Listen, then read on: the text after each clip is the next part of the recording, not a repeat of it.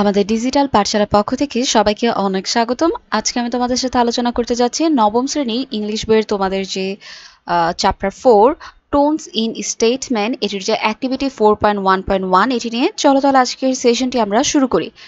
Tones in statement কথাটার মানে হচ্ছে কথার যে সুর সেটিকে বোঝানো হচ্ছে।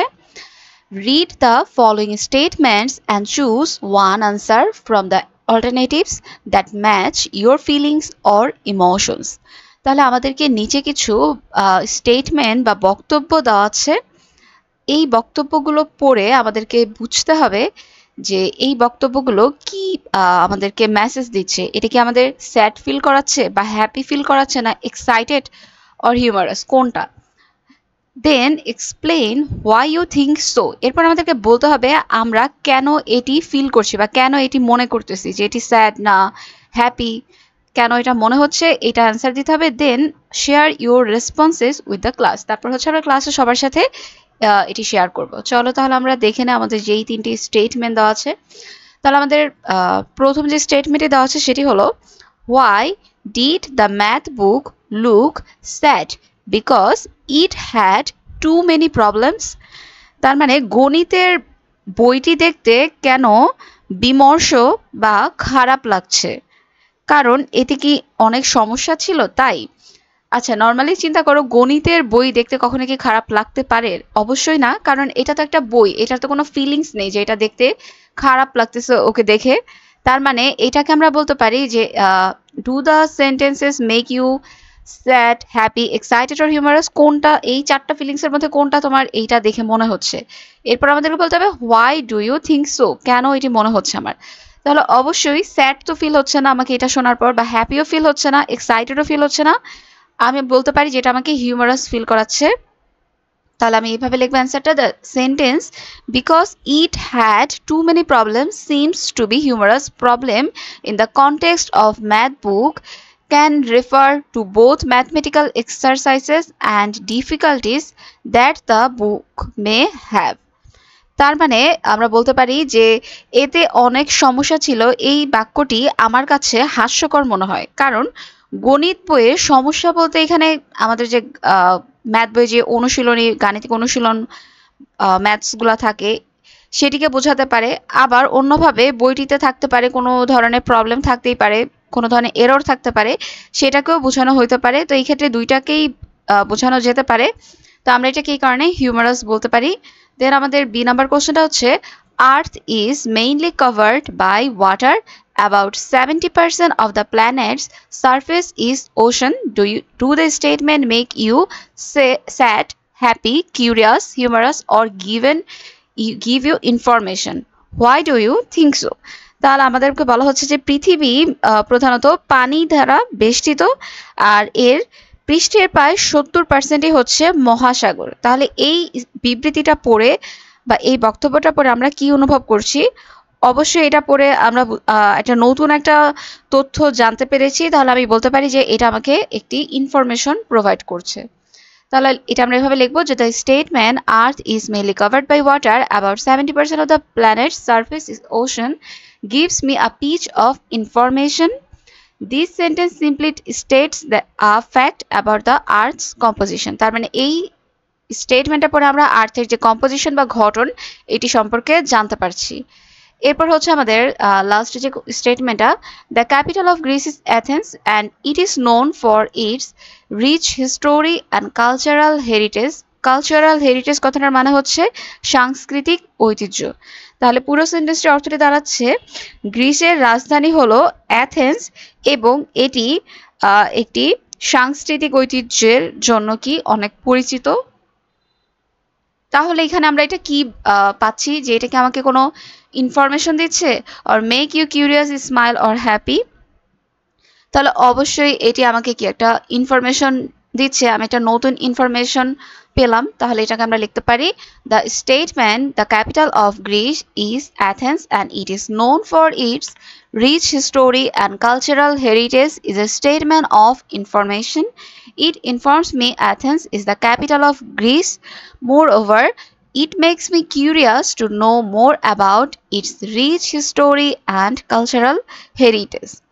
তার মানে গ্রিসের রাজধানী হলো অ্যাথেন্স এবং এটি তার সমৃদ্ধ ঐতিহ্য এবং সাংস্কৃতিক ঐতিহ্যের জন্য অনেক বেশি পরিচিত। আর এই বক্তব্যটি একটি আমাকে ইনফরমেশন বা তথ্যমূলক একটি বক্তব্য বলতে পারি, কারণ এটা আমাকে অ্যাথেন্স যে গ্রিসের রাজধানী এই তথ্যটি সম্পর্কে আমাকে জানাচ্ছে। ওকে শিক্ষার্থীরা, তাহলে আমাদের 4.1.1 অ্যাক্টিভিটিটা শেষ হলো। এরপর আমরা 4.2.1 এটি নিয়ে আলোচনা করব। Now read the following statements in column 1 and in pairs or groups match them with their tones. How you feel when reading the sentences in column 2. তার মানে আমাদেরকে এখন জোড়ায় বা দলে এটি কাজ করতে হবে। আমাদেরকে এটি টেবিল দেওয়া আছে আর এই টেবিলে দুইটা কলাম দেওয়া আছে। তো প্রথম কলামে আমাদের কিছু স্টেটমেন্ট বা সেন্টেন্স দেওয়া আছে। আমাদেরকে এই স্টেটমেন্ট বা বিবৃতিগুলোকে পড়ে বুঝতে হবে যে এটি আমাদেরকে কথার যে টোনটা এটা কোন কলাম 2 এর কোনটার সাথে ম্যাচ করে। এখানে দেখো আমাদের অনেকগুলো সিচুয়েশন দেওয়া আছে: কিউরিয়াস, রিফ্লেক্টিভ, পারসুয়েসিভ, ডিসক্রিপটিভ, ইন্সপিরেশনাল। ওকে, তাহলে আমরা এই সেন্টেন্সগুলো পড়ে বোঝার চেষ্টা করব এটা কোন এক্সপ্রেশনের সাথে ম্যাচ করে। তাহলে আমাদের ফার্স্ট যে স্টেটমেন্টটি ছিল সেটি হলো the fluffy white clouds floated in the bright blue sky. Floated মানে হচ্ছে ভেসে বেড়ানো, তাহলে ব্রাইট ব্লু স্কাই মানে হচ্ছে উজ্জ্বল নীল আকাশে তুলতুলে সাদা মেঘ ভেসে উঠল। তাহলে এইটা দ্বারা আমরা কি বোঝাচ্ছে? এটা দ্বারা কি একটা জিনিসের বর্ণনা দেওয়া হচ্ছে, তাহলে আমরা এটাকে বলতে পারি ডিসক্রিপটিভ বা বর্ণনামূলক। তাহলে ডিসক্রিপটিভ মানে হচ্ছে the first sentence using details about the clouds and sky. তাহলে প্রথম সেন্টেন্সে আমরা মেঘ আর আকাশ নিয়ে কি একটি ডিটেল জানতে পেরেছি, এই কারণে আমরা এটাকে ডিসক্রিপটিভ বলছি। এরপর every mistake is an opportunity to learn and grow. তার মানে আমাদের প্রতিটি ভুল শেখার এবং নতুনভাবে বিকশিত হওয়ার একটি সুযোগ করে দেয়। তাহলে এখানে আমাদেরকে ইন্সপায়ার করা হচ্ছে। The second sentence offer encouragement and a positive Outlook on mistakes.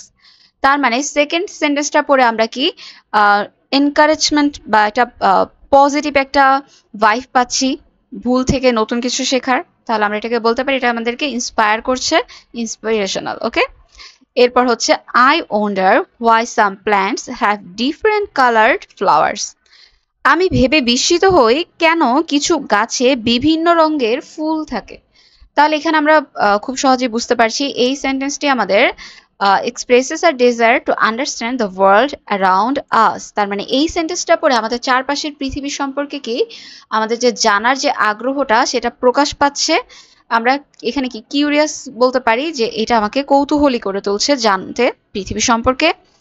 দেন আমাদের ফোর্থ স্টেটমেন্টটা হচ্ছে joining a club or extra curricular activity can help you develop new skills and make friends.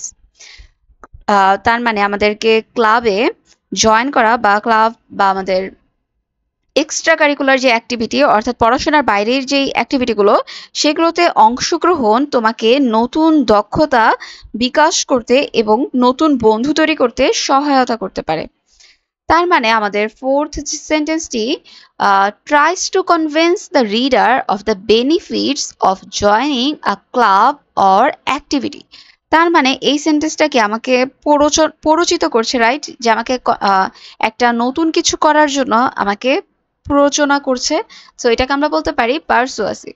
ওকে, তাহলে আমাদের এই সেন্টেন্সটি হচ্ছে ইন্ডিকেট করছে পারসুয়াসিভ, অর্থাৎ কাউকে কোনো কিছুর জন্য আমরা যদি প্ররোচিত করি বা কনভিন্স করি, যেটাকে বলতেছি এই টাইপের সেন্টেন্সগুলোকে আমরা বলতে পারি পারসুয়াসিভ। দেন আমাদের লাস্ট স্টেটমেন্টটি হচ্ছে when I think about my favorite hobby it brings me joy and helps me relax। যখন আমি আমার প্রিয় শখ বা হবি সম্পর্কে চিন্তা করি তখন এটি আমাকে আনন্দ দেয় এবং আমাকে অনেক রিল্যাক্স বা আরাম ফিল করায়। তাহলে এই সেন্টেন্সটি দ্বারা আমাদেরকে বলা হচ্ছে a personal experience that brings joy and relaxation. তার মানে যেই সেন্টেন্সগুলো পড়ে আমাদেরকে এরকম আমাদের নিজস্ব যেই অনুভূতিটা বা অভিজ্ঞতাটা যেটা আমাদেরকে অ্যাট এ টাইম আনন্দ দিচ্ছে আর অনেকটা রিল্যাক্সও ফিল করাচ্ছে, এই টাইপের সেন্টেন্সগুলোকে আমরা বলতে পারি রিফ্লেক্টিভ বা প্রতিফলিত, যেটাকে আমরা বলি। তাহলে এই সেন্টেন্সটাকে আমরা বলতে পারি রিফ্লেক্টিভ। ওকে শিক্ষার্থীরা, আজকের সেশনটি আমি এখানেই শেষ করছি। আর নেক্সট সেশনে কিন্তু তোমাদের সাথে এর পরের অ্যাক্টিভিটি নিয়ে আলোচনা করব। আর তোমরা কিন্তু অবশ্যই আমার চ্যানেলটি সাবস্ক্রাইব করতে ভুলবে না। আমার চ্যানেলের নাম হলো আমাদের ডিজিটাল পাঠশালা। আর এখানে প্লেলিস্টে গেলেই তোমরা কিন্তু তোমাদের যেই বাকি যে সাবজেক্টগুলো রয়েছে সেগুলোর ভিডিও কিন্তু ধারাবাহিকভাবে